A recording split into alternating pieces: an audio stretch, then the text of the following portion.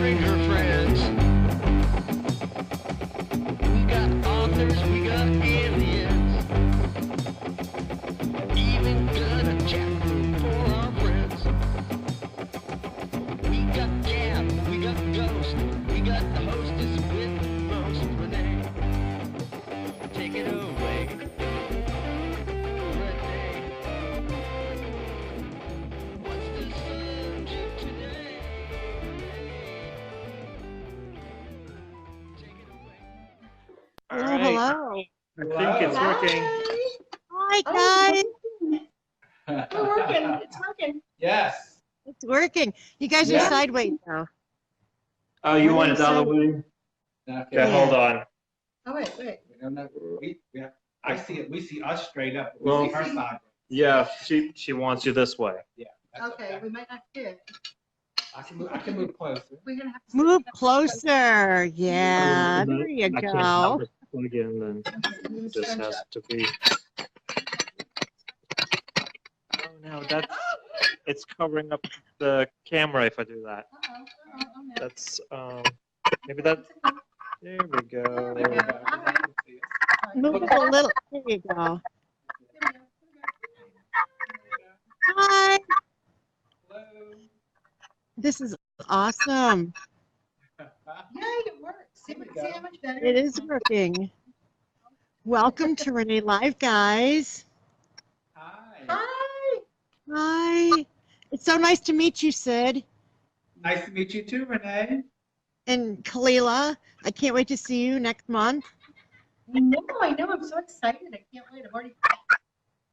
I'm going to make it so Sunday that Maya's with us. Oh, wonderful. That's great. Yes, I'd love Yeah. to meet her. Yeah, That's you'll be able to meet her. You'll be able to meet her. I'm so excited. Well, welcome to Renee Live, everybody. Tonight's guests, we have Kalila Smith and Sid Patrick. They're both psychic mediums, and they have this amazing book out called Seance Experiments, and it's about seances that they do down there in New Orleans. And so are you guys, you're in NOLA right now, right?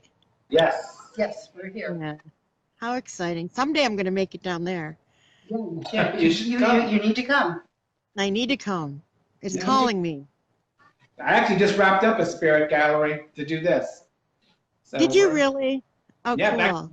People are still here. Yeah, there's people in the other room Yeah. still doing a spirit gallery with somebody in there. So. Oh, nice. Nice. So let's talk about it. Like, how did you guys get together to do this to begin with? Like, how did you meet up? I'll let Kalila tell you that story because it really is her story. Well, I mean, Sid's been a medium for what, 30, 40? Since 1988. Long time, very long time. And, you know, as most people know, a lot of people know, I was doing work with paranormal and with psychic readings for like 20 something years. But in 2013, I lost my daughter. And when that happened, one of the first things, you know, initially I saw her, but you go into this shock and denial and things with grief. And one of the things that started happening right away was I couldn't reach her. And I guess I expected a lot more out of the situation. So it was like, okay, you know, I dealt with the paranormal for so long. I'm going to be able to really, you know, connect with her really well. And I couldn't. And it had gotten to the point where, I mean, literally, I was so freaked over it because and I say every parent, I think anybody who's lost somebody, I think your biggest fear is that your loved one no longer exists. They're not there anymore. And it had gotten to the point where I would call another friend that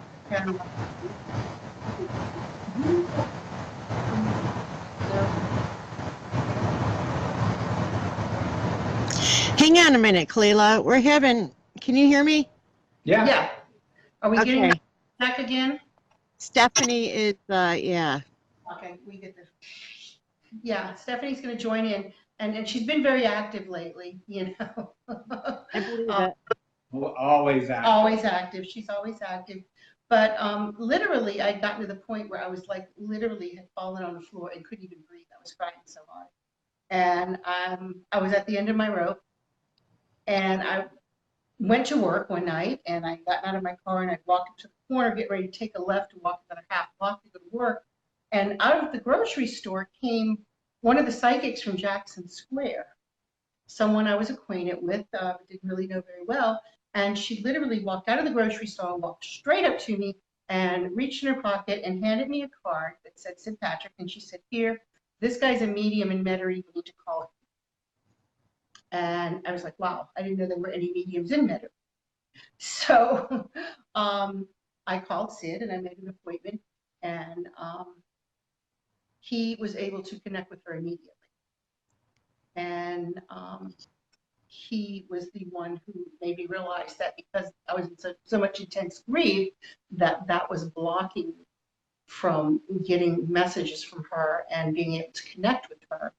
And he also got me to realize that all those years that I was doing the paranormal stuff and doing the psychic stuff, that I was not doing true mediumship. I was working with, the earthbound spirits and, people who were right there in that realm that's right on the other side, but not really that far other side, that higher elevation.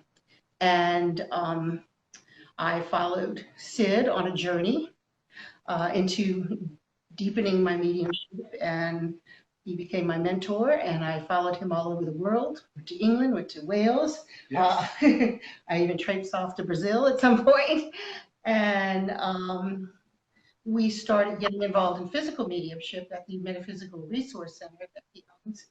And we set up a table that we started doing table tipping and getting involved in trance mediumship and all the other realms of physical mediumship. And he was able to just connect to my daughter right away. And it has been an adventure ever since. Yes. Nice. How exciting, though. And you've written other books too, and one of them was about Stephanie too, Kalila. The first book that I wrote after Stephanie passed was Afterlife Mysteries Revealed, and really that was It's actually there's a story that was actually the second book that I wrote, because I wrote another one about children with special needs, which was called Farewell, My Forever Child. Mm-hmm. And but that and Afterlife Mysteries Revealed was basically my way of working through the grief and working through bringing myself out of that place of darkness and coming back, because I lost all of my faith. I just absolutely lost all of my faith at some point, and I got into a very, very dark place. And I, with the help of Sid. Interesting. This incredible journey. And in the other book, in Afterlife Mysteries, Stephanie, actually, I put her as co-author because a lot of the times my hands were just typing and it was just coming out of me. It was just literally descriptions of the other side were just coming out of me. And it was not coming from up here. It was literally coming from her. So I actually listed her as the co-author on that one. Nice. So I can tell people about when their loved one has passed and what happens and how they want to be with them and still and connect with them. What do you guys recommend? How do you recommend people to go about connecting with their loved ones, like just when they're alone, when they're feeling down? So some of the things that I recommend, I tell people, so first of all, realize that all of you, I like to tell this when I have a lot of guys in an audience because it really shocks guys a lot. But I like to tell people the truth. Your loved ones are with you 100% of the time, even when you're doing that. No matter what you want to call that, all your loved ones are there. So they're experiencing life through you and with you. Hence why when you're in a lot of grief or you're in a lot of pain, they can try, but you don't see them because that's also unpleasant for them. You have to remember they're a ball of emotion as well, and a ball of energy that's around you all the time. And so if you're feeling bad, they're feeling bad. You're feeling happy, they feel happy. Why we move now into a period where people should celebrate passing versus mourning. I mean, you're always going to mourn. You have to go through grief. That's a natural process. But at one point, that has to flip to a celebration of life. Hence why you see a lot of people these days doing celebrations of life versus the old type funerals. And so, and just FYI, before I was a nurse and before I was a medium, I was an embalmer. So I do understand that side as well because I had to learn that side, which is part of my spiritual path. But so I tell people, try to think of the happy times, think of the happy moments. If you're laying in bed, you're feeling down, just think about them. Think about their favorite song, their favorite food, something that y'all used to do together as a team. Think about those things. That will help with the grief. Now, the best places for communication, and this has been proven in the physical world, are places like the shower, places like your car.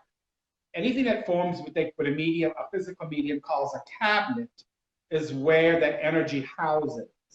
And so people have natural cabinets around them. One is the shower, another is their car. That's why people get a lot of great ideas in showers because they're actually connecting.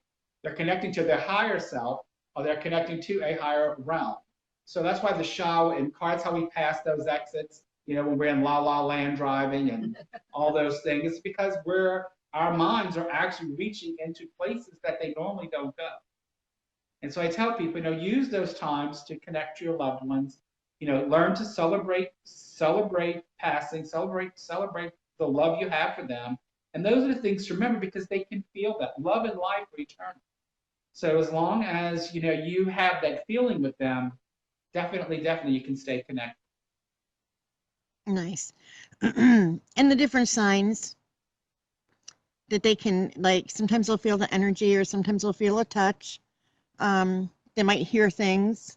Right, so one of the exercises I give people is when you're laying in bed, right before you go to sleep or right when you first wake up, is ask the spirit world to give you, or a loved one to give you a recognition, like a tap on the wall. And give it a moment and keep doing that on a regular basis. And eventually you'll keep hearing knocks. And now me, I can be a little skeptical myself.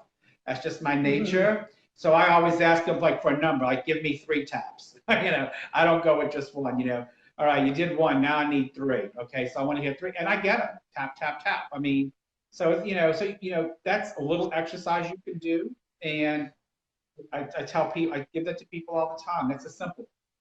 Yeah, and other signs that people get, especially early on. I mean, there's many different signs that you get called ADCs, after death communication. And these are ADCs. These are things that you get without the help of a third-party medium. These are things that come direct from your loved one. You can sense them. You can feel them. Sometimes you'll feel a touch. Sometimes you might just feel a breeze against you. So I'll feel Stephanie sometimes touching me on my cheek or touching my hair. You can smell them if they have a certain flower that they like or a certain smell. One of the things Stephanie used to do, she used to love to use the powder after she bathed. She had powder puffs and she was much a girly girl. So she had all of these wonderful smells. And when she opened up that bathroom door and all the steam, these floral, flowery smells would come out. And I smell that sometimes. Also, some people find money, dimes, coins. Pennies and dimes. Pennies and dimes are very significant. Very significant. Things, a number, a pattern. You see certain things, a license plate. One of the most profound things that happened to me on the first anniversary of her death, she died 8 months to the day after someone very, very close to me did. And I was still grieving for this person when she passed. And I was sitting in my car getting ready for work, and I was putting money banks together to give people change. And I started thinking about them both, and what, the biggest fear again, what if I never see them again? What if I don't see, what if I don't see her again? What if I don't see, him again? What if I don't see them ever again? And, just as I started getting to that point where I was going to really lose it, I glanced up because a car had just come by and stopped several feet ahead of me at the stop sign. And it was the one and only car in the state of Louisiana, a license plate that said Kalila. And, license plates are very, very significant. Some people will see, or they'll see a sign with their loved one's name on it. Number sequences is another thing. You'll see the birth date of your loved one. Animals, Birds. especially. Birds especially. Birds. Yeah. The The birds. day she left her reading with me, we had a crow perched itself and would not leave on the porch of where I read her. Yeah, the crow would not. Nice. He decided to just hang out there. And another one, right after my brother passed. My brother was a federal agent, and right after my brother passed, I left my house one day and turned the corner, got down to where the golf course was, and right in front of me on the golf course was a full-grown bald eagle standing there, staring me in the face. Nice. And yeah. How often do you see Right, that? Like Stephanie is butterflies, Butterflies. dragonflies, birds, coins, mostly feathers. butterflies. And I mean, I would have butterflies appearing, driving down the interstate 8 miles an hour, and a butterfly just all of a sudden coming alongside the car and going with me, or tapping on the windshield. Just amazing things. And Followed you in the store. followed me in a store one day. Yes. Just amazing things started happening that you can't deny. And all you really have to do is start being open to it. Another way is dreams. And when you're in that dream altered state, you're very, very open and receptive to getting messages from your loved one. A real profound thing that Stephanie did, that I'm sure that y'all would like to hear about, is we wrote a play about Oh yeah. about all of this. And we wrote a play, and actually we've got to get music to it. The words are done, we just got to get the music to it. And we wrote a play about this, and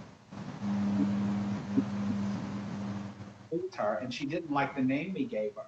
So the table that we tip in the center, by itself, lifted and elevated, went flying across the room. We kept banging the door until I went to the room and acknowledged. Yeah. No one was touching the table. And the medium Sylvia, we were having our circle in the seance room, and neither one of us touched the table. We were just kind of sitting with spirit, and all of a sudden I hear this table popping. Now this is a 200-pound table. This is a 200-pound heavy wooden table, and this thing is like jumping and making this noise. And I look over at Sylvia. Sylvia is a trance medium. She's gone. I mean, she's somewhere. So I'm like, okay, so this is really happening. And I know he's in the other room. And I was like, Stephanie, is that you? And the table starts moving up and down. And I'm like, okay, Stephanie. Sydney come in.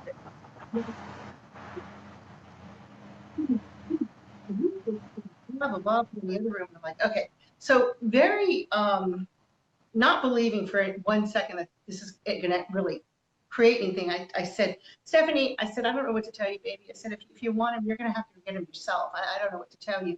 And all of a sudden, this 200-pound table, by then Sylvia's awake, and this 200-pound table literally levitates off of the ground and goes across the room, hits the door, and starts back hitting the door over and over again until it comes in the room. Now, when we examined the table later, not only was it moving back and forth, but it was spinning around, because all the way around the table, it was chipped. She literally She broke the table trying to get his attention. Just so I would name her Stevie. Just so I would name her Stevie in the play. Yes, she loved Stevie Nicks, and she never was real fond of her name, and she thought that would be cool if she was called Stevie in the play. So she wanted attention, and she got it. She got it. There were physical marks on the table, and she physically broke the table kind of loose from its legs. Around that. No one touched it. At no point in time was anyone touching it. So it's that is great. Mom, come here. Come here. Come here. You're cold, huh? Yep. Say hi. Hi. Hello. Hey, Maya. Hi. Hey. I can't wait to meet you next month. Yeah. How are you? I don't know. I've been seeing pictures of you since you were very little. Yeah. So I'm coming up to visit you and your mom next month. She's coming up here next month. You're going to meet her. Do something on Sunday. Awesome. Okay. Well, I'm What? excited. I can't wait to meet you. Me too. Oh. Okay. I take it you want my phone. No. You can't have my phone. I just So- flirt. That's God, help me. Listen to me. You're going to have to play on your tablet. Okay? No. And it won't turn on. I'm on a show. Okay. Okay, thank you. Bye. I love you. Bye. Maya. Close the door. I'm good. She's good. So you've met her. Yes. Yeah. She wants me to, I hide the remotes because she breaks them. Because of her autism, she plays with them. So I hide the remotes, and we use my phone to activate the TV. And so the TV, her show is like, do you want to continue? And well, I'm using my phone. So we're learning patience in that she can't take my phone to do the TV. She has to find something else to do. So it's working so far. Yeah, she's doing great. She's doing really great. Yeah, she's getting there. You got the most out of her than most people do. Oh, that's wonderful. That's great. I can't wait to meet her in person. Yeah, she's got really good energy. Yeah, you'll love her. So we were talking about the table tipping and what she had done to the table and the chips and everything on it, and I think that is so cool. It I was think very that's so cool. Now, Yeah. here's a question for you. And I'm going back a few years ago, like on one of the TV shows, probably like 6 or 7 years ago, they had something where they had the 3 knocks, and they started freaking out, and they all ran out of the room, and you might know the show I'm talking about. And they were like, it's demonic, it's demonic. And so everybody got this whole thing of that 3 knocks on anything is demonic. It means the Trinity, and it's mocking the Trinity, and blah, blah, blah, blah, blah. So I sat there and I went, are you kidding me? Like, this is a joke, right? And Spirit put in my mind, you get to knock 3 times on the ceiling if you want me, right? Right. And done. And I said, that's too funny. So I have it. I have it every now and then, like in the middle of the night, if I need to wake up, if somebody needs me. For whatever reason, Spirit will knock on my door, my bedroom door, or anywhere I am, 3 times, knock, knock, knock. And I tell people if they freak out because they remember this. They remember this episode and people saying that it's mocking, the Trinity and all this stuff. And I tell them, when you go to somebody's house and you knock on the door, how many times do you knock on the door? Typically, you knock 3 times, right? Knock, knock, knock. And what's it mean? I'm here. Right. So when you hear the 3 knocks, don't freak out. Just know that there's a loved one there who's letting you know I'm here. Well, right. Well, you don't freak out, because on TV they want you to freak out because it's television, okay? And they're trying to sell the show, so they're going to tell you these things to keep you mystified or wanting to watch. I mean, but TV does not really portray the spirit realm at all correctly. It's all about creating, a show and creating people to keep interested in watching The fear by factor. using the fear factor or the adrenaline, rushes. I mean, that's what keeps those that's what things they selling. want. Yeah, They should come to my house. I have knocks all day long. I got people walking in my roof. I got things moving on the table. I've got a cabinet in my den where I sit with spirits. I mean, just come over. Yeah. When we do our circles, circles at Sylvia's house, and there's Sylvia's logged on. I mean, the lights, as we're talking, the lights are flashing and, spirits, she's got some wind chimes out the back and we'll hear the wind chimes tinkling in the back behind us, and we hear creaks in the walls Yeah. and all kind of things that, confirm everything we're talking about. I was doing a show at a local theater and actually had the spirit we would communicate would speak to the whole audience live. Nice. And like all of them, some of them were scared, but they realized it was not to be afraid of. I mean, the loved one was actually spoke. He had an English accent. He went, "My God." And he went through, he knocked over some boxes. Everybody witnessed it. 120 people. Nice. Love it. Very know. cool. Stephanie's making a few interferences, so we need to acknowledge Stephanie. Doorbell. Excuse me. Excuse me one moment. Somebody's at the door. I think Maggie's Now, coming if again. nobody, I mean, there's another sound that keeps coming over. what's that? There's another. I said there's another sound that keeps coming over. When I've done this, when I've done shows with her before, there's always another sound that happens. Yeah, that's common around me and us. So no. Yeah. So that always happens. And some of the things that we've been finding out. Wow, they deliver your Yes, they groceries. do. Wow, look I'm at that. spoiled. Wow, look at I'm that. spoiled rotten. But anyway, Yeah, I learn something new every day. But some of the things that we've been discovering in our circle, because I have a circle with a couple of other mediums, and we're finding out more and more now. We're getting a lot more physical phenomena happening and a lot more physical things happening, but we're also finding out as sitters working with people trying to contact their loved ones, the value of not only the sitters getting the healing from the sessions of hearing from their loved ones, but actually the impact of what it has on the loved ones on the other side and how important it is for them to be able to communicate with us over here because they too are getting healings at the same time. Right.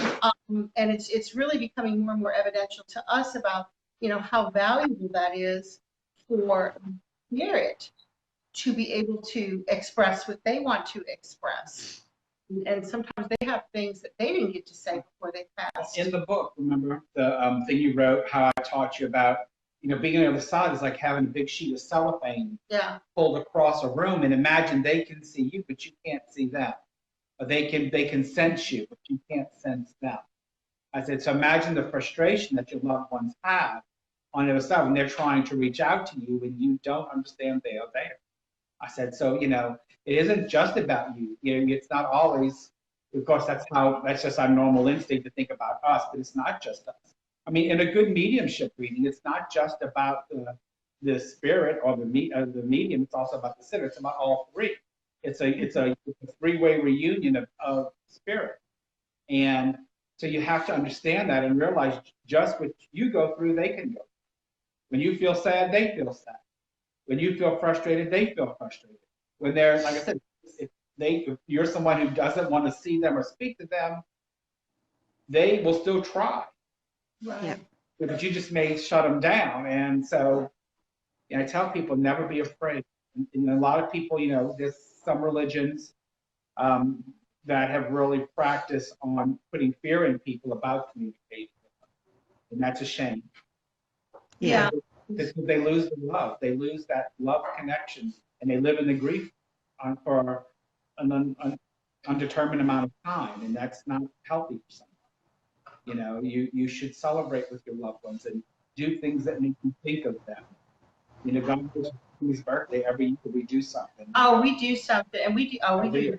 Oh, we have so. Well, Stephanie always had when she was here. She always had several parties. Because she was Stephanie. We had to have several parties. So she would, go have lunch with her stepdad, and she would, have her birthday with me, and we would do stuff with her with the family. Then she would have a birthday with every personal caregiver that worked.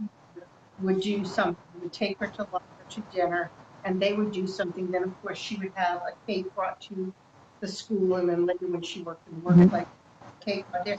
But it was a week-long ordeal for Stephanie to have a birthday. We still do the week-long ordeal. So everywhere, for that whole week, everywhere we go, we got to bring a cake, and we do this. And then, we have food for Stephanie. And we still do, especially a hot dog. Have hot dogs for Stephanie. Stephanie loves. Well, this past birthday, it was she wanted sushi. She loves sushi too. So it was one time it was sushi, another time it was hot dogs. we gave Sylvia, who doesn't eat sweets, we let Stephanie eat a chocolate cupcake through Sylvia, and Nice. that was amusing. And Especially because Stephanie, Sylvia didn't eat it. Stephanie, she hates comes out of chocolate. trance going, why do I taste chocolate? Why is there chocolate? And Stephanie promised never to do that again. But yeah, so there's always stuff. Actually, one of the saddest things, and I think you had to have been there, we had a table tipping at the dinner one time for some sitters. And it was a group of people there. I don't remember who it was, but there was a group of people there. And one of the gentlemen there had someone come through. And I'll never forget this because I was sitting like here, and that gentleman was like right across from me. And behind him, you could see the spirit behind him. You could see the spirit of a man trying to come forth because he wanted to come to the table and communicate with this gentleman. And the young man at the table would not accept his presence and said, no, I don't want to talk to him. Do you remember that? And you would just see that spirit recoil back to the back of the room, and it was just heart-wrenching. And we tried to tell this young man, you really need to let him say what he's got to say. You got to hear, because for his spiritual development, for his healing on the other side, you know, if nothing else, let him say what he has to say, because you're preventing him from moving forward. And it was really sad. And it, you know, and that's the other thing people need to understand is, you know, when you get a reading, you may not hear from that relative you wanted to hear from the most. You may not hear from that you love the most. You might hear from the person you hated the most, or that you didn't get along with. But you have to be open and forgiving, and you have to be open to let that spirit say what they have to say, because that's part of their healing process too. We continue to heal and grow on the other side, just like we do here. I had a woman, this is no joke, over the summer who called me up and she said, I just want to let you know, I don't like what you had to say to me. And I said, no kidding. And it was about her husband who had died. And he was mean to her and he was trying to apologize and she didn't want to accept it.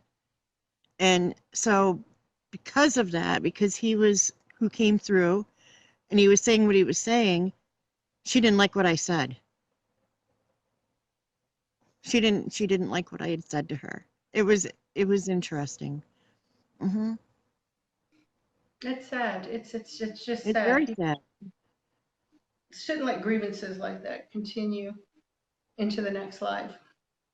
Yeah, she was mad. I mean, she was literally mad and like yelling at him. And I was like, he's really truthfully sorry. And she didn't want to hear it. She didn't want to hear it. So she called me up like a couple days later to tell me she didn't like what I had to say to her.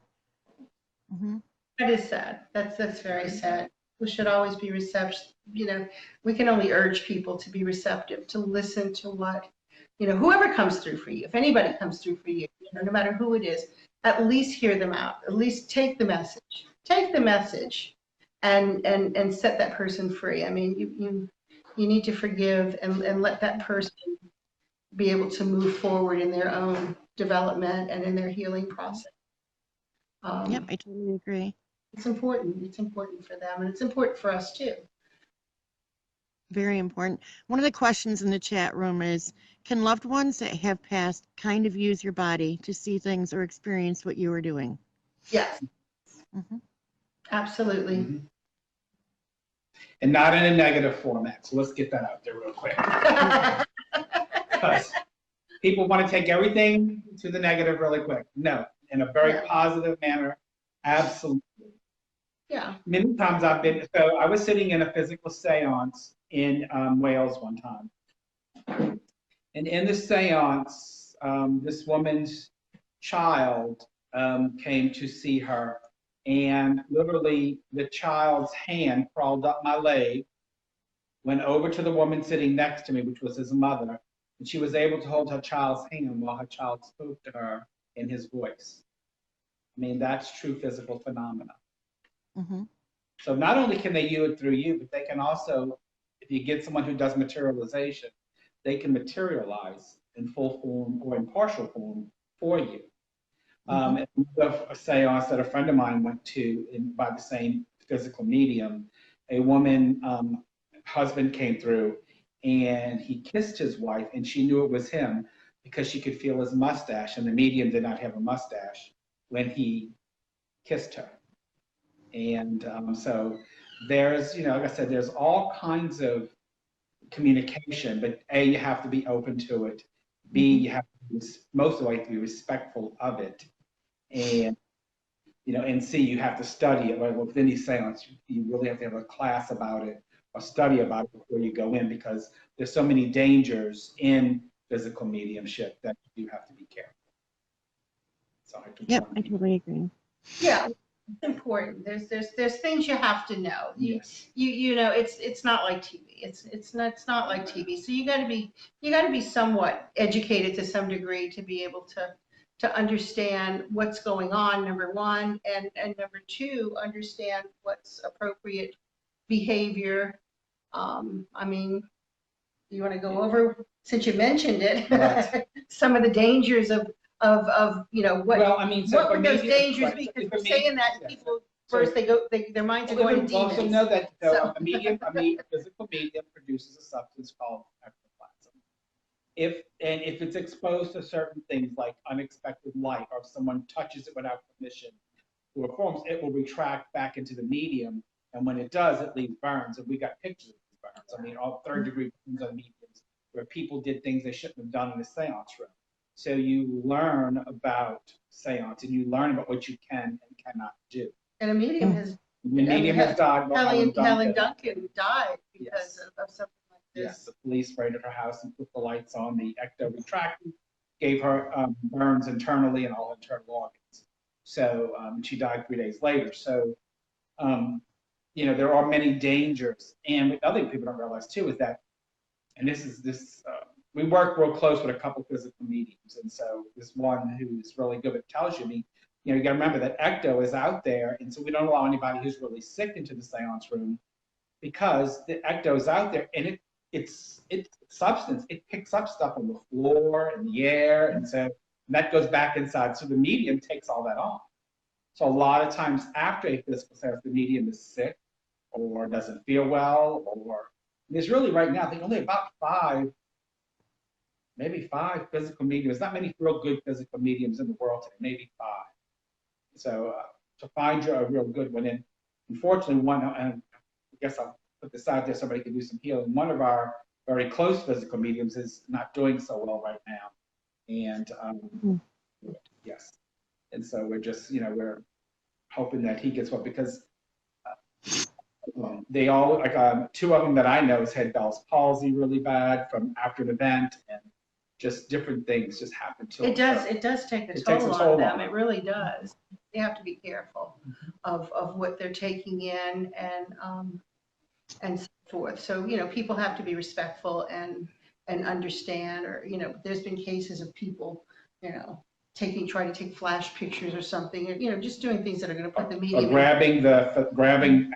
grabbing at the ectoplasm before they get permission. Because once you get permission, you can touch it. Because I've been touched, I actually took a spirit's pulse in one seance. Oh, nice. Yeah. Arm folded, because I'm a nurse, and Yeah. they knew that. So the arm formed, and I was able to take and feel the pulse. Now, there was a pulse at this end, but there was nothing attached at the other end, Nice. Yeah. And But I've they seen the have to- reverse. where But they have to let you know, like when I touched his arm, but he said, "Would you like to touch my arm?" And he invited me to touch his arm. And Nice. I was able to do it, but I didn't reach out and just grab at them. Right. And even when Stephanie's touched me and the table tipping, but when she came through that time, he told me, he said, "Put your hands on the table," and he said, "Stephanie, touch your mother and let her know you're here." And I felt across my hands and felt it kiss my cheek. So, but you can't grab. So you got to have a little bit of, anytime we do a physical seance, we do a little bit of classes ahead of time, or at least, kind of a heads up kind of thing, so that people understand. Well, it's not for everybody. What's I can tell going. you. Yeah, or you can't go in and have a lot of fear. If you have a lot of fear, or if you're very skeptical, or you're very negative, and you bring that in there, you're going to hinder the ability to raise the energy, because it's all about raising the energy. And if you're not there with the right intent, and you're there to, Disprove you know, or- disprove it, or you're gonna try to block it. You know, I've been in situations where, you know, you've had to ask certain people to leave. You know, it's kind of like, okay, you gotta leave. Sorry, but you gotta go because you're blocking what's happening blocking here. phenomenon. Yeah, And I've seen some incredible phenomena. yeah, we've really seen some amazing, amazing things that, you know, there's no other explanation. I mean, just recently, what was it, April, we had Scott Milligan here, who's come back in one of February. the most incredible physical mediums in the world. And he's coming back in February. And what is it? Touching Eternity. Touching Eternity. And we still have room in there. So We're here in New Orleans. it's going to be here in New Orleans. Scott Milligan's coming back. But when he was here, one of the seances he did, Stephanie actually came through and spoke through him, spoke through an ectoplasm voice box that he Nice. produced Through one of his spirit people, through Norman. through one of his spirit people who also during his life had Down syndrome, like Stephanie did. And Stephanie spoke through the ectoplasm voice box, and everybody in the room got to hear her voice. Nice. Yeah, and it's just, you know, just amazing things. And those kind of things aren't going to happen unless you've really got that energy up, because it not only takes the energy of the medium and the energy of the spirits on the other side, everybody in the room working together to really raise that vibration. And you can tell when it's not right. We've had situations where the energy just wasn't right, and it makes a difference. Oh, I believe it. We've done seances at the Open Door to the Immortal Phoenix where we'll be investigating the day after the event, and you know, you can tell, you can definitely tell, and the spirits know too. Oh yeah, You know, yeah. you know. We had I can't wait for you to see the shop. We had an investigation there. Was it a month ago? I was there a month ago, and you can actually see where the hand was on my leg through the through the thermal imaging camera. I'm like, my leg is being touched, and they watched, and then they saw it, the hand, you know, the hand on my leg. Yeah. It was Oh wow. cool. Mhm. Cool. Wow. I just bought one of those. It's actually a cheaper one though. I didn't buy like the really expensive ones, but I got like this little handheld thermal imaging thing, and it supposedly takes video and still shots. So we'll see. Right. We'll see how well that works. We'll test it out. We'll test it out. Definitely. So tell us more about what brought you guys to doing the book and the different experiments that you do during the seances to bring the manifestation and the people to come through and talk and experience what they're experiencing too. So, first of all, Kalila's, you hear us talk a lot about Stephanie, but it really isn't so much about Stephanie, it's about Kalila. Because a lot of this was Kalila's awakening, is what I call it. Mhm. Her awakening, and it's her journey in the physical life that's brought a lot of things for us. The first instance was that we had several seances. We used table. We had a master table tipper in, that's one that's health isn't doing so well right now, that we're sending blessings and prayers to. But he was able to do multiple things that night. We had the formation of Stephanie on the table where she touched and kissed Kalila. We had 2 people go into trance who normally don't do trance, but and then spoke to me in my grandmother's voice during the seance. We've had that. So the difference between, if you look at it, you'll see us mention the paranormal seance versus a regular seance. The paranormal seance is just a seance where we test the energies in the room. We have things like recorders, not a thermal camera, but they did have a thermal camera. We will this time. We had one last time too at the hotel. Oh really? Well, we're gonna have one this We time. had a thermal We camera. got one We now. did have one at the hotel. So we use different equipment, and we get people to raise the energy just to see what we can capture with that group. And it's different for every group, and it's different for every person. Some people say they were touched.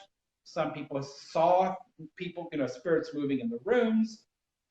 just different phenomena. But the main thing we're looking at is what the data we can collect, on this equipment. Now, that's our power. Now, we do sit in live seance with a physical medium, completely different.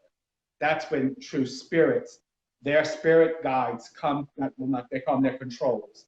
Their spirit controls come through and talk to you. You can ask questions to the other side. Some of them have different roles, and they all have different voices. And they walk around the room and talk to you. They move objects. And they sometimes bring bring forth, objects. They ate for stuff. sometimes they bring in loved ones, like they did. And they bring in loved ones. Stephanie, like they did with Stephanie. They left to a present for Stephanie. That was amazing. And then I'm gonna have to put it on your website. And it's an example of how intricate the planning is on the spirit side when these things happen. Because the intelligence that it takes to plan this. I mean, we couldn't have choreographed this on this side if we would have tried, if we would have had the means to do it. Because Scott flew in on a Wednesday, and of course he has jet lag. The event started on a Thursday. It was a Thursday through a Monday. We were at a hotel. This was an all day long thing with events going on at night. So this is, how it is when you have an event, you go. So whatever Scott was going to use in this event, he came with. Everything was already with him coming in from the UK. So it was packed, ready, and brought over here. Now, he was having a seance on Friday night for those of us who were taking the workshop, and then a public one on Sunday. And we had an option. We had first choice to go, but it was open to the public. And initially, I was not going to go to that one because I said, well, I'm going to the one on Friday night. I don't need to go twice. I'll let someone else, have that seat. And I didn't decide until the last minute. I think it was the day before when I saw everybody jump up and get in line to sign up for Sunday. I went, oh, wait, no, I got to jump on this one because everybody else is doing this. So I had to go like, wait, no, I don't want to miss out. It was so Easter Sunday, this actually. is like it was very, very impromptu. I did not plan to go at all on Sunday. All along, I said, I'm not going Sunday. So I jumped up, ran up there, signed up, paid for Sunday, very last minute. So there was no way for Scott to know that I was going to be there on Sunday. Absolutely none. For those skeptics. What's that? For those people who are skeptics. For those people who are skeptics, there was no way for him to know this. So there was also no way for me to know prior to him telling us, during that class earlier that day, that because when I had seen Scott in Wales, there was no Norman. He did not have Norman coming through. Norman was a spirit that had just started coming through him. And he revealed sometime during the workshop after I had signed up that Norman during his life had Down syndrome. And I believe you said that when Norman comes through, he normally does speak like he speaks normal, not with Down syndrome. Okay. Well, when Norman came through that night, he had that unmistakable Down syndrome dialect. I mean, they have a very, very way that they speak because of the way of their palates shaped and their tongues. Right. They have a very, very distinct way that they speak, and he sounded just like Stephanie. And they also made it very clear, when I say they, the other control, the main control that comes through and announces everybody. He's kind Daniel. of William. He's kind of the control. The control. He came Daniel. through and he told them. He said, Norman's going to come through. Norman's going to speak. You can ask Norman about anything you want about the other side, but Norman does not bring your loved ones through. Don't ask him. He doesn't do it. It's not his job. It's not what he does. Well, out of the blue, Norman said, there's a young woman here. There's a young woman here, and she wants to speak to someone. And he starts describing this woman. And at first it was very, very vague. Everybody's raising their hands and all. And little by little, it started becoming very, very specific. And when it got to the point where he starts talking about porcelain dolls that were still in the boxes that she couldn't play with. And then when he got to the part where he said, and I see she has faces on her walls.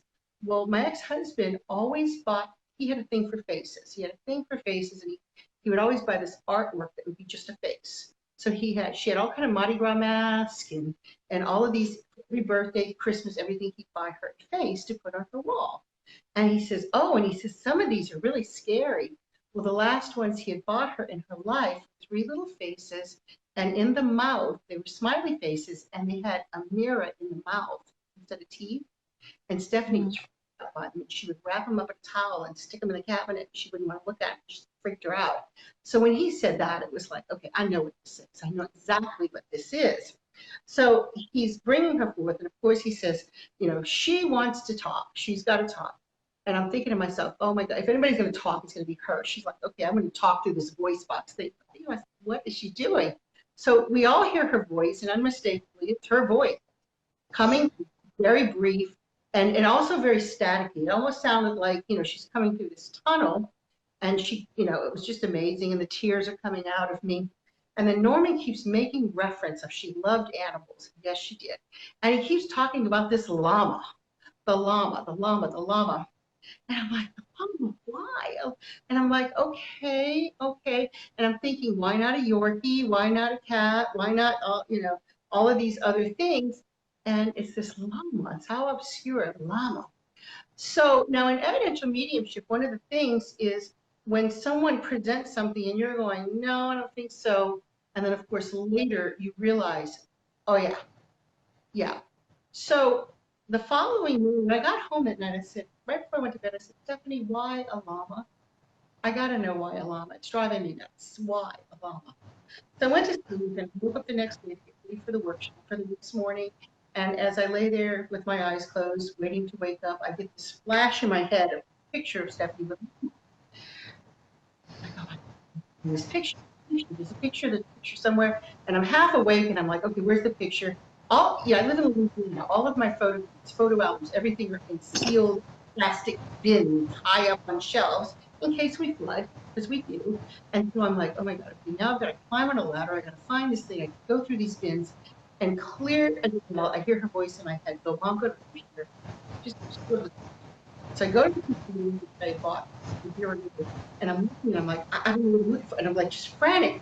And she, you know, again, clear the bell. Plug in the wall. Well, I have this white external She's interfering again. on it. She's blocking you. She's Yeah. blocking what you're saying. Yeah, she's Yeah. helping her. So I plug in this thing, and I start backtracking, going through all of these old drives. Well, lo and behold, I go back 10 years, and I find the picture of Stephanie and my 3 granddaughters at Busch Gardens with a llama, She's hungry. with the flower around her, the llama's neck, and I remember the llama. Suddenly, it was like, oh my God, the llama. Now, this picture has never been published on Facebook, any kind of social media. I forgot the picture existed. Picture is on a hard drive from 10 years ago. That's, you know, it took me 30 minutes to dig for this picture that I'd forgotten about. So no one knew about this picture. Scott Milligan didn't know about it. Sid Patrick didn't know about it. The only person that could have possibly known about this picture was Stephanie. And then, Well, the other thing is, before I had left the event on Sunday night, Stephanie gave her a gift. Norman said, before you leave, we have a gift for you. And they handed me, one of the people that was helping Scott, I think it was his partner, handed me a gift, and it was a stuffed llama, a white stuffed llama. Brand new stuffed llama that obviously they came with England. So all of this was planned in advance that I would be there, and I was going to get that llama, all only to find that picture from 2 years before. And of course, we put that on the internet. I'll post it again for you and for your audience so that everybody can see that that all this is real. And you know, it just amazes me more and more when you look at what did it take on the other side for that plan to be pulled off, for all of this to be put into place, for that sequence of events to happen. Because nobody on this side could have possibly known that that would turn out the way it turned out. While you have to understand, while he is having all of these spirits come through, he's in trance. This guy's a trained medium. And handcuffed. He's handcuffed, tied up in a cabinet with a curtain over it. He's like, all confined in this cabinet, and he's in a deep trance. So when he wakes up, he doesn't remember any of this stuff. So, what it took to orchestrate this on the other side is just mind-boggling.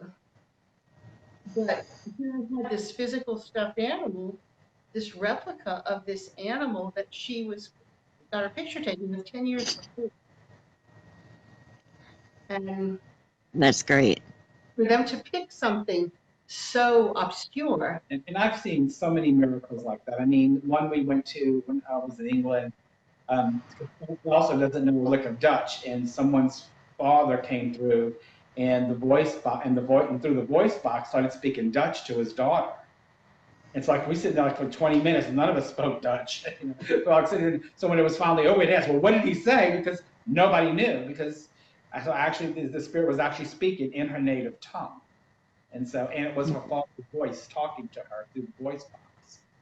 So it was just truly amazing. Some of the things we've seen was truly amazing. Yeah, it really is. It really is. And those are the stories that made us want to write the book. There are a lot of them, we did our experimentations, and of course we work in physical mediumship. I don't really consider myself a physical medium, because I'm producing ecto on a regular basis. Like Scott, yeah. All right, and I'm not, but does phenomena happen around me? Absolutely.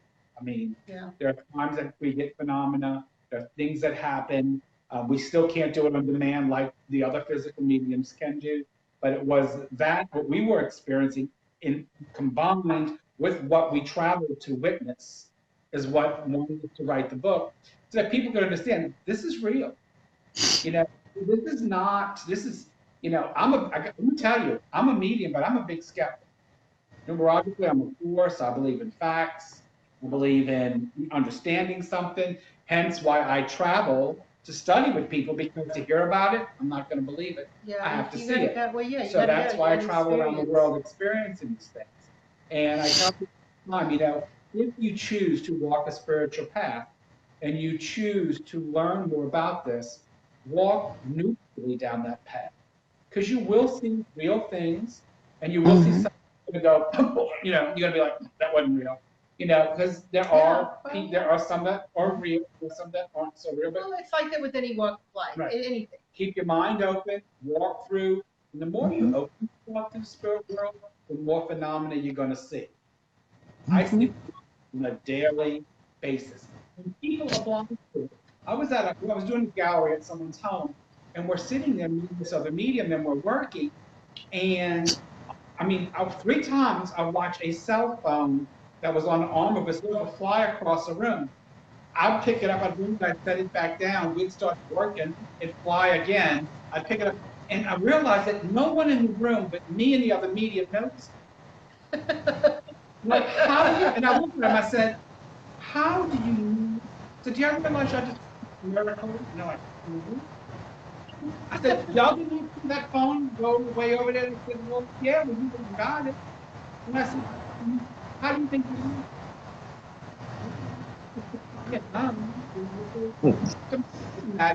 People have phenomena happen around them all the time. Their left brain tells them that's not true. It didn't happen. The brain talks them out. Absolutely. The mediumship is very right-brained world, and so your left brain will make you think that what you thought just didn't happen. Right. Absolutely. And I see that all the time. Oh, absolutely. All the time. Work yourself out of it. Absolutely. First time you go to a seance, I'll tell you, the first time you go to a true medium physical seance, you're going to walk out of that seance, and your brain's going to tell you, try to think of a million ways that all that stuff just happened. That's human. Well, yeah, what really, even the beaches I've seen, what made a tremendous difference was having the personal experience, because there was no denying that. It was like, once I saw the picture, it was like, okay, there's no denying that. And it took that, but she's not telling me, that same class, she also had experience where her whole body levitated and went to the floor and came back up. Yeah, no, but that didn't happen. Well, I didn't think. Well, I was thinking about it. I did have an experience because everybody's there, and Scott tells people. I mean, that's one of the people in my circle. Sylvia is a physical medium, but it's a little bit different than what Scott does. But Right. there's only like 5 people that can do what Scott does, and Scott tells people that. So we're in these groups, and and we go into this trance, and see if anything happens. Well, while we're sitting there, one of the things I always felt like was happening with me was, I would fall asleep, and I would Mhm. pull up, because I'd start falling off the chair. Because we all know I'm a klutz, I start falling off the chair, and I would immediately pull myself back in. So I'm always in control, trying not to fall off the chair. And Scott says, just relax, just relax and let it happen. Well, it's very interesting because I started just allowing that to happen, and it's funny because as I'm in a trance, part of my brain is still cognizant of what's going on. So I don't go into like kind of deep trance. But I can feel my body, and it was very mechanical. It was like click, click, click, click, click, click. Little by little, I'm moving down like this until finally I'm like barely sitting on the chair anymore, and the crown of my head is like this far from the floor. Now, I have a really bad back. That's not physically possible. I couldn't show you that right now, even if the phone was tilted, because I can't do that. I can't bend down that far and do that. I can't, not, 20 years ago I could. I can't do that now. But yet my body did it.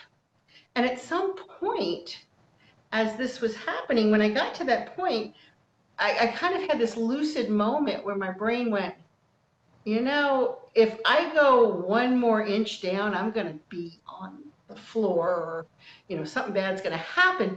And with that, it was like something just took my body and very gently set it back in the chair.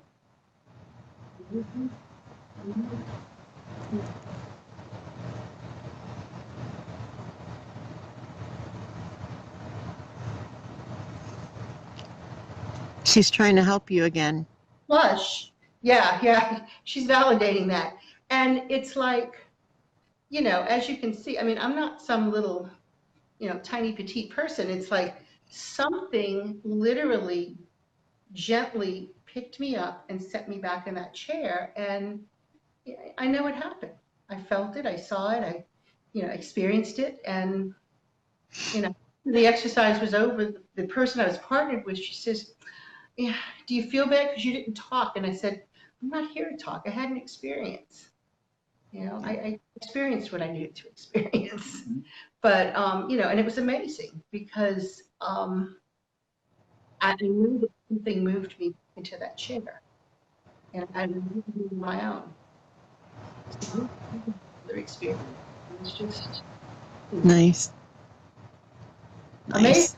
Happened. Amazing things really start happening if you just open your mind to it and open your heart to it And trust your faith. So many people don't trust their own faith. And I tell them, I don't care what religion you are, what faith you are, but you have to have that.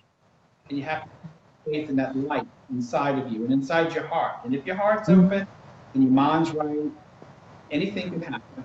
I've seen so many miracles in my life. We could do this show 10 times and I would not tell you everything that I've seen. So I tell people, be open to experience, be open and be smart. Okay. Don't go down any kind of wrong path or rabbit hole. Just, be smart with it, but trust your God. Trust your, and allow your faith to shine, and you will see miracles of all kinds. And it may not be the miracle you want, like you may not hit the lottery, and you may not, might not be those miracles that most people want. Spirit doesn't care if you hit the lottery. They don't care if you hit the Spirit lottery. does not care if you hit the lottery or not. I can tell you right now. But Spirit does not care. they will show you things that you thought were not possible. Yeah. And they will show, and they will let you know that you're going to be okay. When you are into the next life, you will be okay. And you will be fine, and you will again see those that you love. Love continues on both sides forever. Love forever. Yeah. No, it's true. And How one amazing. of the things I teach a lot of mediums, which is going to be one of my lectures in the course in February, is getting the meat out of your mediumship. Yeah. You know, you have to be a good medium, you have to take yourself out of it. So they will use your feelings and your things. It's not about you at all when No, you're reading. not at It's all. about them and the sitter. And you're an integral part because you're the conduit. Mhm. But I work as a medium, I work for the spirit, basically. I don't work for me or the sitter. They're only going to give me what I need. Mm-hmm. They're gonna Nope, I control- totally agree. Yeah. And they're going to No, control we everything. don't control any of it. We do not get to call the shots. No. We do not get to call the shots for sure. No, I totally agree on that. I totally agree. Well, See, that's all beautiful, you know? It's amazing. Absolutely amazing.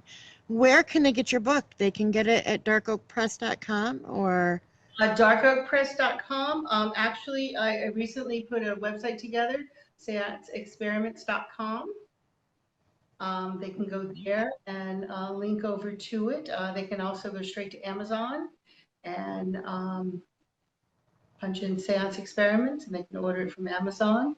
Any of those places. You can get the paperback. There's a hardback, and you can also get the download. ebook, yeah. Get the ebook. Yeah. nice.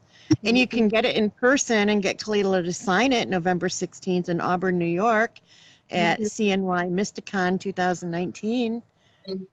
Definitely. I'll be there in Auburn, New York. It's free to attend. So you got to head on up. It's a free Paracon. I mean, Week how actually. can you turn that down? Asking. Sid, you got to come up with her. I'm gonna be in Norway that week. I'm all over the. Oh, look at you. Yeah, I just got back from Spain and I I was in know, I was Denver and so now I'm going to jealous. Norway. I'm all over. I was so jealous you were in Right. Spain. Beautiful. Nice. Oh, that's so cool. So you're going to Norway. Yes, His What are you husband's going to do in Norway? my family's there, so I'm going to see them. Nice. My in-laws live in Norway. Oh, wow.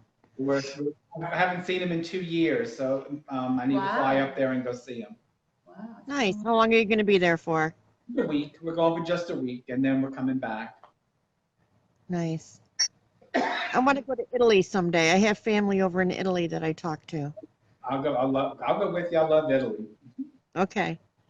Italy's beautiful. Oh, So very I took through the pictures and everything.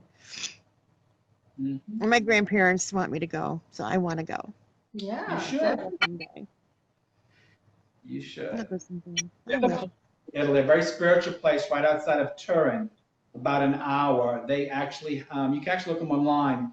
Let me see, I think it's called Damanhur, Damanhur. Mhm. But it's an Italian community. They're all spiritual. They do a lot of metaphysical teachings there, and it's actually very hard. They actually got it's called the Cave of Wonders. It's man-made. It's the largest man-made cave, and it's all these spiritual artifacts inside of it. Oh, really? Exactly. Wow. You can see it all online.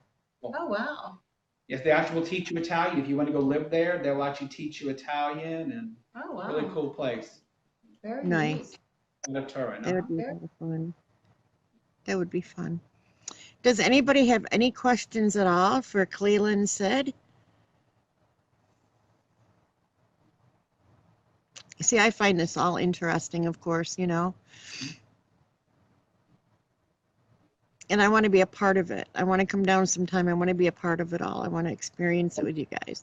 In February. That's a Yes. great workshop.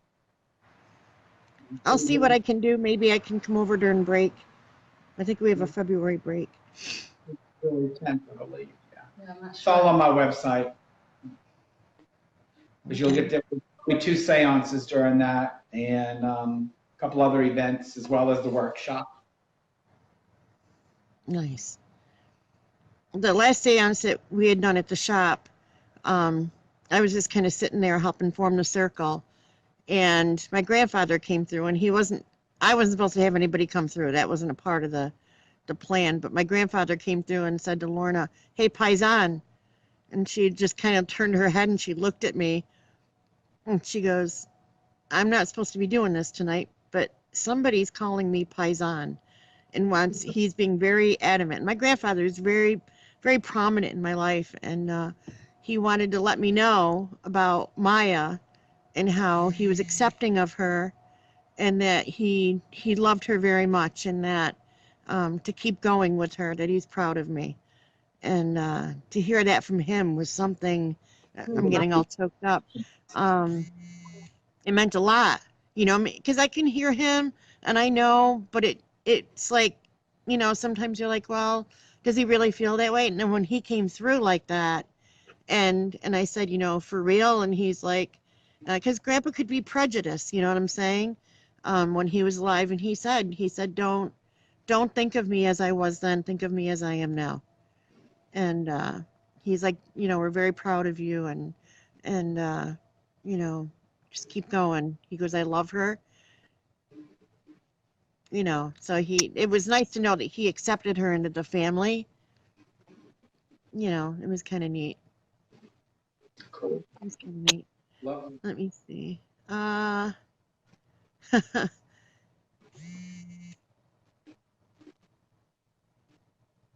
No, we're not going to do any readings or anything like that. That's not what they're here for tonight. I'm sorry.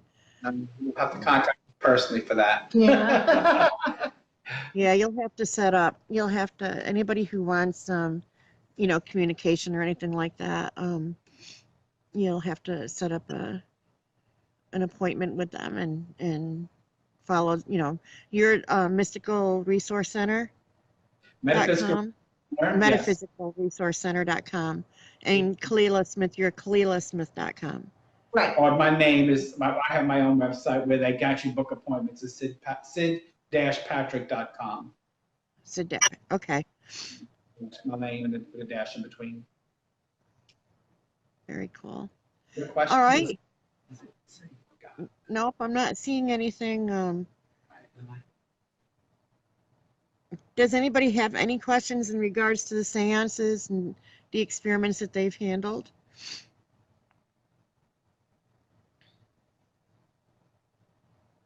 Just give it a minute. I can tell the seances are not like what you see on television at No, all. no. They're fun. They're actually They are fun. lots of singing and holding hands, and it's loud, it's obnoxious at times. It's a lot of fun. It's No. nothing scary at all. The only thing you have to know is you have to have bladder control, because sometimes it can last Yeah. 3.5 hours. Sometimes it just keeps Wow. going. And that's the other thing with anything spiritual, whether it's table tipping, physical seance, mental readings, anything. I mean, spirit decides when it starts and spirit decides when it's over, because we don't control any of that. We have no say so. Mhm. Al wants to know, can a person relearn from when they're younger? Yes. Can a person relearn? So what I tell them, what I tell people is this: first of all, we're all, just because I'm a medium doesn't mean that I'm special. It doesn't mean that I'm gifted. No, I wasn't born with a veil on my face. No, I do come from a line of readers. And down one side of my family, after my side from Italy, were readers. But we're all born with the mediumistic gift. We can all sense. We all can feel, we all can taste, we can all touch, we can know. If you can use your senses, you can learn. You might not have the, a good connection to someone else, but you can learn mediumship. Mm-hmm. You can learn and converse to your loved ones. And I tell people that, can you work as a medium? Maybe not. You may not be able to always give concise evidence, but you should be able to do enough that you can at least communicate with your loved ones. Mm-hmm. And so I do mediumship on a daily basis. We hold classes at the center. I also teach at some of these events that I host. And I tell people that anyone can learn mediumship, but yet mediumship isn't for everyone. And so I clear, but if you want to come learn it, doesn't mean you want to be a stage medium or a physical medium or a spiritual healer. You may choose something totally different. You know, it's a personal journey. Usually, in most cases, it's usually a tragedy that pulls people into mediumship, wanting to know more. For me, it was my mother, but Kalila was a daughter. You know, most of my medium friends had some form of tragic experience that pulled them down this road to learn. So I found that's a common denominator in the field. But you know, you don't have to be a stage medium to want to learn about mediumship. And just learning the communication side of it and learning how to communicate to your people. It's uplifting, it's rewarding. You get great validations. You know, I mean, we teach people all the time how to connect, how to be connected. And so, you know, you don't have to be born with a gift. One of the things I like to tell people is, you know, Mozart at 7 years old was a famous composer and pianist, but I can play chopper. You know, so you can, it's like anything, you can learn it. You know, you can learn it. You may not be as good as Mozart, but you can learn. You can create your language, because that's what mediumship is. It's learning your language, because your language inside is personal to you. Is learning your language about how to communicate with the spirit realm. And once you understand that language, you are able to communicate. Nice. True. Yes. Very true. The spirit and working sitting with them. working. Yeah, working Yes. in the power. I Some mean, people don't have the time yeah. to sit with spirit like you need to sit in that power to build up. But you may sit long enough or do enough that you can communicate personally.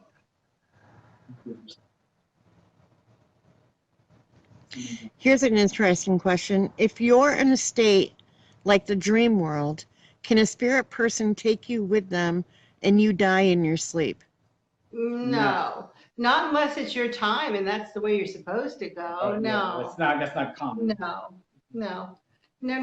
In fact, when you're in that dreamlike state, you can always tell if you're having one of those kind of dreams because everything is more real than real. Colors are more vibrant, sounds are more vibrant, smells are more vibrant. Everything is like, I mean, like if you're in a field full of flowers, they are, you know, a million times more beautiful than anything you're going to see here.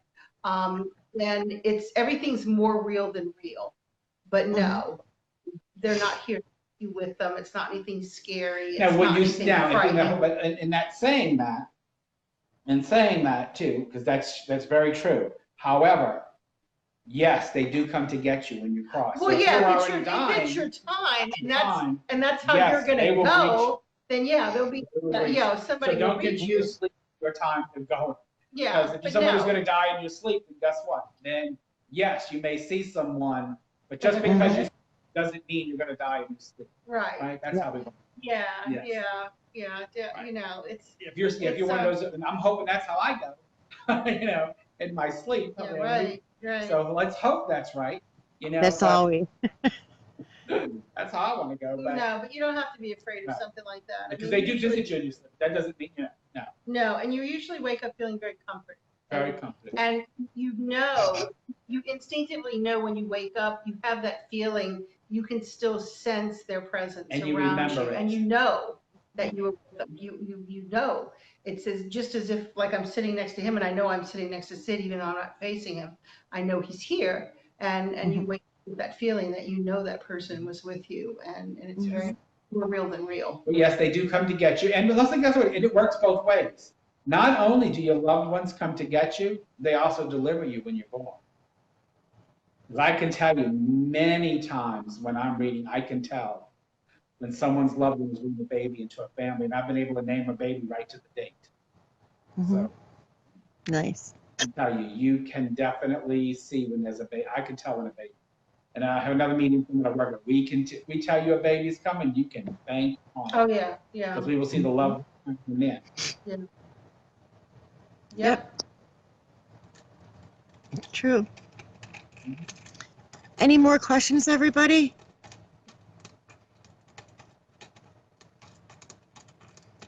If not, I'm going to end the show and I'm going to go get warm with a cup of coffee. Is it cold? Are you cold? It's snowing. Yeah, I'm out. I have my dragonfly blanket with me, wrapped around my lap. It's probably about 48 degrees right now. It's still like 100 degrees Yeah, down we're going to here. be out. We're going to have some iced tea because it's hot here. It's so hot here, yeah. Yeah, it's like 48 degrees. My furnace is running. It was Wow. 90 yesterday here, Oh so my gosh. it's wonderful. It's cold. You're going to want to dress warm when you come up. I was gonna say I better pack some warmer clothes. I mean, I thought I It packed was, I just warm. left Denver. It was cool up in Denver. It was great. Actually, they're going to have snow this week. So Wow, wow, I can't even imagine. Wow. Mhm. I want to thank everybody out there I for want to stopping thank in. everybody. I want to say hi to somebody particularly because I couldn't help but notice that Tanya and Steve. Yeah, I saw Tanya. Tanya logged on. Tanya was one of Stephanie's favorite people, and when Stephanie passed, Tanya made this beautiful memorial book for her. And I want to say, hey, Tanya, thank you for coming on. I haven't seen you in a long time, but thank you for checking I in love with. that girl. Yeah, Absolutely love her. She was a lot of fun. I had fun with her in Memphis, no doubt. Yeah, it's great. It was I great was hanging with her. you were there. I heard about all that. When I was down there, it was fun. Yeah, we had a good time. Yeah, I heard. Uh, Thank you, everybody. Wait, Thanks hold for on. having me. Can a loved one who passed can away? loved ones who have passed use your body to experience things? Yes, Yeah. but not. But wait. Let me clarify this. Use, not possess. Boy, I get people talking about possessions all the time. They can use, but they don't possess it. Right. They can sense it through you. It's an energetic connection more than it is like them inhabiting your body. Right. Right. Very true. Okay. Thank you so much for coming on, guys. Hi, It was, thank it was you. great. I love it. And I will see you soon, Kalila, Yes. in a couple of weeks. Sid, have a safe trip. And thank you, everybody, for joining us. You guys all rock. Have a good evening, everybody. Good night and namaste. Good night. Good night. Bye. Bye.